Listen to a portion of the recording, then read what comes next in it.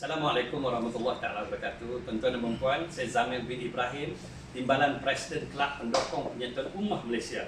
Di sebelah kanan saya yang agak jarak 1 meter sekarang ini, iaitu peguam saya, iaitu Amirul Ramli daripada Sungai Petani.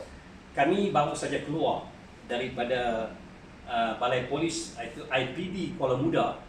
Kita telah membuat satu laporan polis, berkaitan tentang isu penularan IC palsu di dalam negara Malaysia ini. Saya ingin ulang kepada rakan-rakan di luar sana, kalian boleh membuat laporan polis sama seperti saya, iaitu kita ingin mendesak kerajaan Malaysia melalui Perdana Menteri Malaysia, Kementerian Dalam Negeri dan juga Jabatan Pendaftaran Negara menukar IC sekarang kepada IC baru. Tuan-tuan boleh rujuk laporan polis yang tuan-tuan ingin buat nanti. Tuan-tuan boleh rujuk kepada report Sungai Petani. Nombor report 01026620. Kalian boleh report dan rujuk kepada nombor report ini, iaitu 010266/20. Laporan yang saya buat adalah seperti berikut.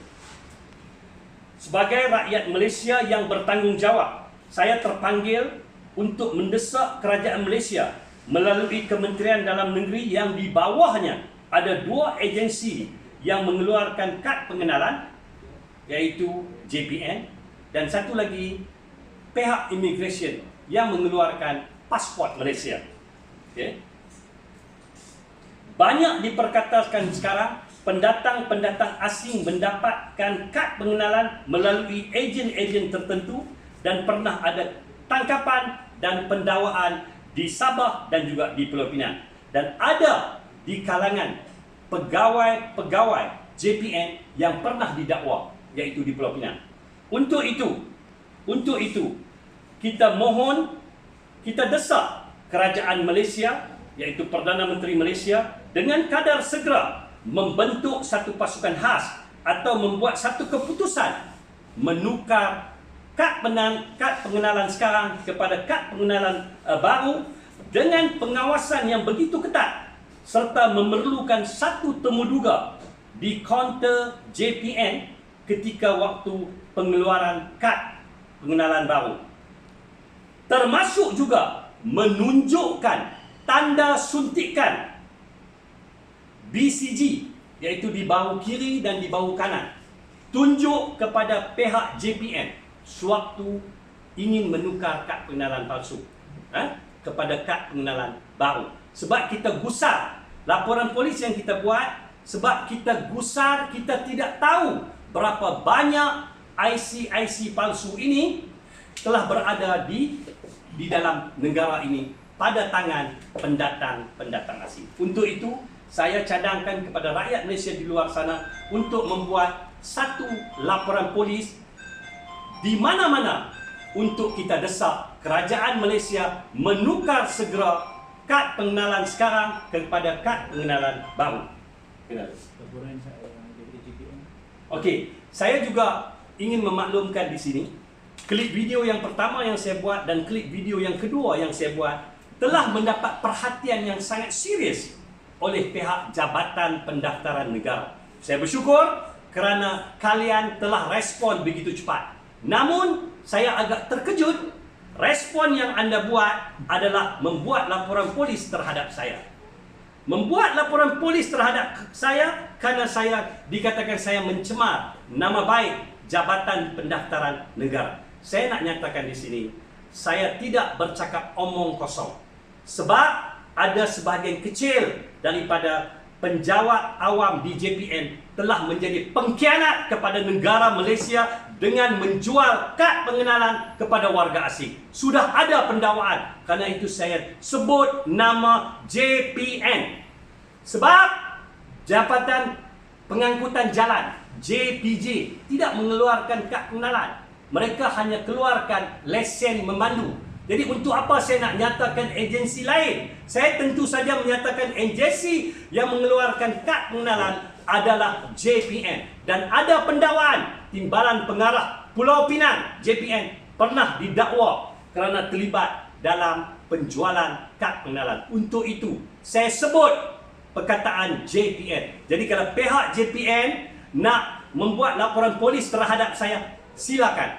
Dan saya dipahamkan laporan telah dibuat di IPD Putrajaya.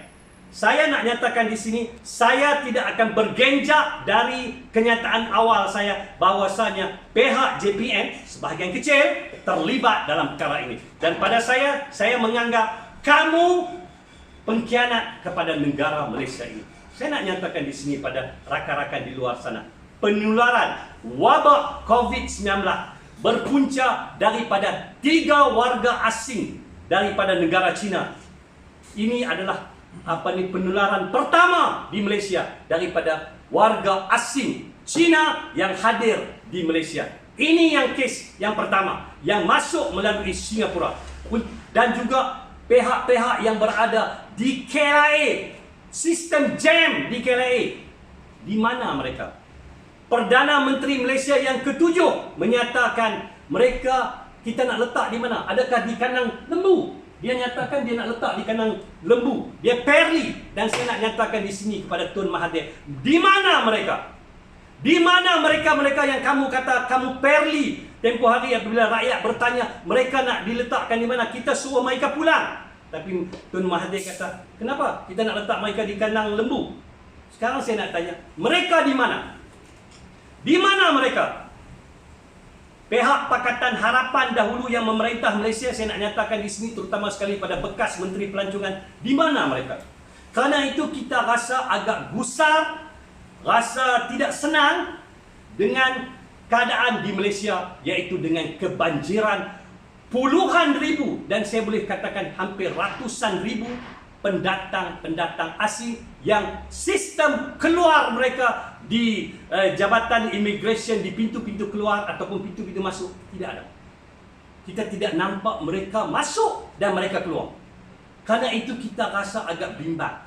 Sebagai rakyat Malaysia kita rasa agak bimbang. Kerana itu saya sebagai mewakili sebahagian besar rakyat Malaysia yang cintakan Malaysia, kita mahu kerajaan Malaysia sekarang ini di bawah kepimpinan Tan Sri Muhyiddin Yassin tolong dengar denyutan hati kita untuk kita mahu beliau bersetuju dengan cadangan kita tukar IC.